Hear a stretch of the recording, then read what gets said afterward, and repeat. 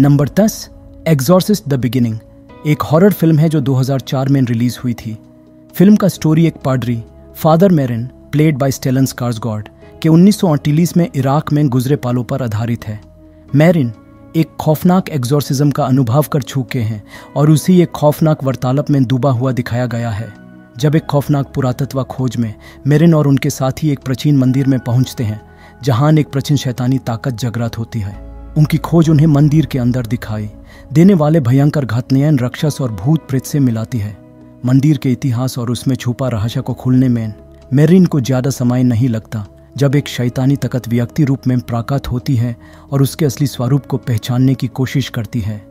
Film ने देखने पक्षियों को एक खौफनाक और अद्भुत सफर पर ले जाता है जहां सुपरनैचुरल तत्वों का सामना मेरिन के इनर कॉन्फ्लिक्ट्स के साथ होता है और उसको अपने धार्मिक मूल्यों और व्यक्तिगत संघर्ष के माध्यम से अपने आप को बचाने का साहस दिखाता है।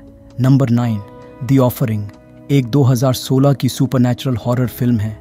फिल्म की कहानी में एक पत्रकार जेमी वॉटर्स जो कि एलेक्स मैकार्थर द्वारा निभाया गया है के चरित्र पर केंद्रित है जो एक भयानक घटना की खोज में हांगकांग आती है। जेमी को एक पुरानी मम्मी की खोज में व्यापक गंतव्य मिलता है जिसे एक चाइनीज फैमिली के द्वारा रखा गया था।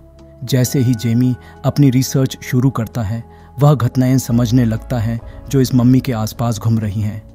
इस सफ़र में जेमी को चाइनीज़ मिथोलॉजी और सुपरनैचुरल शक्तियों का सामना करना पड़ता है जब वो अपने आसपास होने वाले अनजाने खतरों से घिरे होते हैं।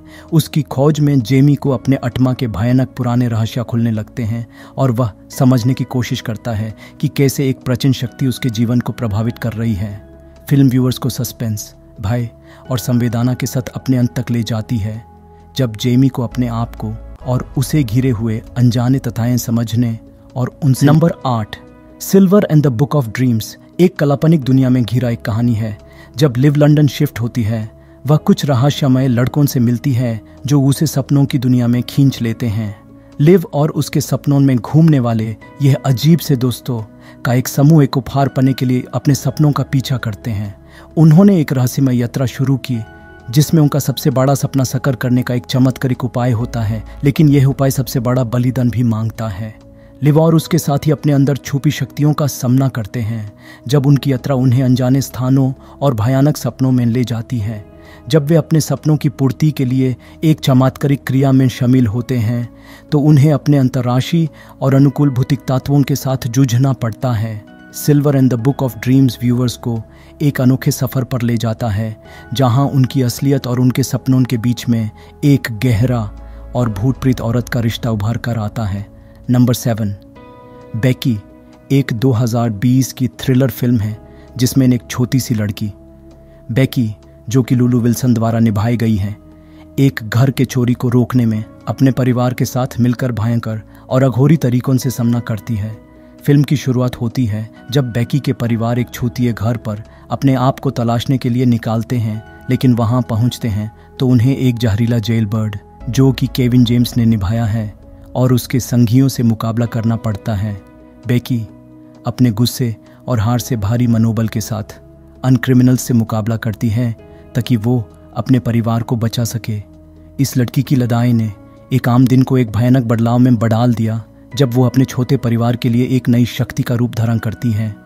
फिल्म ने देखने पक्षियों को एक अद्भुत और थ्रिलिंग सफ़र पर ले जाता है जहां बेकी की हिम्मत और साहस से भारी कहानी को डर और जोश के साथ पेश किया जाता है।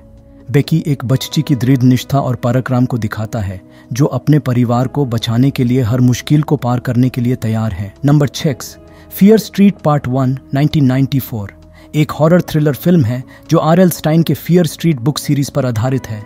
फिल्म 1994 में शुरू होती है जब एक छोटा शहर शेडी साइड को एक शैतानी साए ने घेरा हुआ है।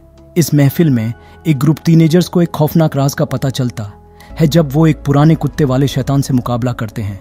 इस कहानी में हम मुखिया पत्रोन दीना प्लेड बाय कियाना मडेरा और Josh played by Benjamin Flores junior के साथ जुड़ते हैं जो अपने शहर को शैतानी प्रभावित शक्तियों से बचाने की कोशिश करते हैं। जब एक अंतर्राष्ट्रीय बदनाम होने वाला फियर स्ट्रीट सीरीज का हिस्सा समझने में मदद मिलती है तब दीना और उसके दोस्तों को अपने शहर की खौफनाक इतिहास का सामना करना पड़ता है। फियर स्ट्रीट पार्ट 1 एक अद्भुत और खतरनाक सफर का प्रारंभ है जिसमें अंतर्राष्ट्रीय शैतानी तथ्य पुराने राज और टीनेजर्स के बीच होने वाले संवेदनात्मक मेलजोल को दर और जोश के साथ पेश किया जाता है। नंबर 5, कोलंबियाना एक 2011 की एक्शन थ्रिलर फिल्म है जिसे ओलिवियर मेगाटोन ने निर्देशित किया। फिल्म की कहानी कटालिया रेस्ट्रेपो प्लेड बाय जोए सल्डाना पर केंद्रित है, जो एक बचपन में अपने माँ बाप के कत्ल पर गुस्सा और बदला लिया करती है। कटालिया बानी है एक खतरनाक हिट वुमन जो अपने मकसद में सफलता पाने के लिए अपने कलाई को इस्तेमाल करती है। जब कटालिया बड़ी होती है, उससे अपने मकसद के लिए खतरनाक और रहस्यमय रास्ते चुनने पड़ते हैं। उसकी हर कदम पर वो एक स्मार्ट और संघर्षशील लड़की बनती है जो अपने दुश्मनों से बदला लेने में कोई कसर नहीं छोड़ती। फिल्म के दौरान कटालिया अपने मकसद के लिए दुनिया भर में घूमती है, अपने निशाने को ढूंढती है और अपने पस्त के रस को हल करती है। कोलंबियाना एक तेज, भयंकर और जज्बात से भरी कहानी है जिसमें एक लड़की का सफर उसके मकसद की तरफ बढ़ता है। फिल्म एक्शन, थ्रिलर और ड्रामा को एक साथ मिलाती है, जिसे देखने पक्षियों को एक अनोखा और भयंकर अनुभव होता है। नंबर 4, स्टैंड अप गाइज एक 2012 की डार्क कॉमेडी फिल्म है जिसे फिशर स्टीवंस ने निर्देशित किया। फिल्म की कहानी एक समय के legendary gangsters Doc played by Christopher Walken, Val played by Al Pacino और Hirsch played by Alan Arkin के चरित्र पर केंद्रित है, जो कुछ साल बाद जेल से बाहर आते हैं। डॉक, वाल और हिर्श, जो एक दूसरे के पुराने दोस्त हैं, फिर से एक साथ मिलते हैं जब डॉक को छुट्टी मिलती है। उनका एक आखिरी दिन जिसमें डॉक को मौत का खौफ है, उन्हें एक अनोखी और मस्ती भरी रात गुजरनी होती है। इस सफ़र में वे पुराने यादों को ताज़ा करते हैं, मस्ती करते हैं और साथ में नए मुसीबतों का सामना करते हैं। जब हिर्श की ज़िंदगी खतरे में पड़ती है तो ये त्रियो एक आखिरी एडवेंचर में निकलते हैं जिसमें उन्हें अपने पास्ट के गलत फैसले और उनके रिश्तों का मूल्य भुगतना पड़ता है। स्टैंड अप गाइज एक हुलचुल भरा सफ़र है जो हंसी, गम और यादों से भरा है और देखने पक्षियों को एक संगीत भरी सफ़र में ले जाता है जिसमें यारी, संवेदना और ज़िंदगी के हकीकत को एक्सप्लोर किया जाता है। नंबर 3, मशीन गन प्रीचर एक 2011 की बायोग्राफिकल ड्रामा फिल्म है जिसे मार्क फॉर्स्टर ने निर्देशित किया। फिल्म की कहानी एक भिखारी और drug addict Sam Childers played by Gerard Butler पर आधारित है, जो अपने ज़िंदगी में एक बड़ा बदलाव लाने का फैसला करता है। सैम अपने धार्मिक अनुभव और एक भयंकर घटना के बाद एक मिशनरी बन जाता है और सूदन के जंगलों में बच्चों की मदद करना शुरू करता है। सम, जो कूड़े का व्यवसाय छोड़ देता है, अपने पुराना जीवन को सुधारने में लग जाता है।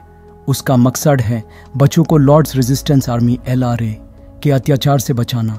उसने एक बच्चों के घर बनाया और उन्हें सुरक्षित रखा, लेकिन उसकी कोशिशों में कई मुश्किलें आती हैं जिसमें LRA के हमले, स्थानीय सरकार के विपरीत और उसके अपने व्यक्तिगत संघर्ष शामिल होते हैं। मशीन गन प्रीचर एक संगीत भारी, कठोर और प्रभावित कहानी है जो एक व्यक्ति की असली कहानी पर आधारित है जिसका जीवन बिखर गया था, लेकिन जिसे अपने अनुसार सुधारने का जज्बा ने एक सामाजिक क्षेत्र में कुछ बदलाव लाने में सफलता दिलाया। नंबर 2, अराइवल एक 2016 की साइंस फिक्शन फिल्म है जिसे डेनी विलेन्योव ने निर्देशित किया।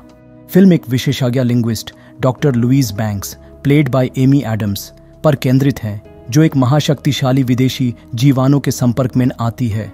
अचानक से दुनिया भर में उनके आकर्षण को समझा जाता है जब विदेशी विमानों का पता चलता है।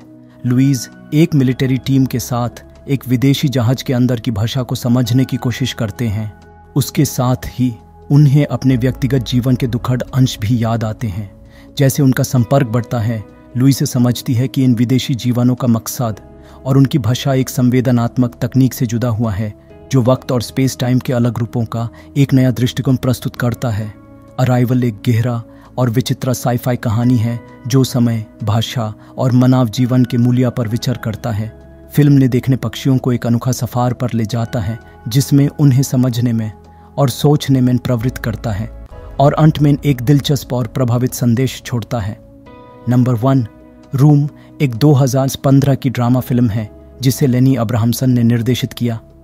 फिल्म की कहानी जैक प्लेड बाय जेकब ट्रेम्बले और उसकी माँ प्लेड बाय ब्राई लार्सन पर आधारित है, जो एक छोटे से कमरे में मजबूती से बंधे हुए हैं।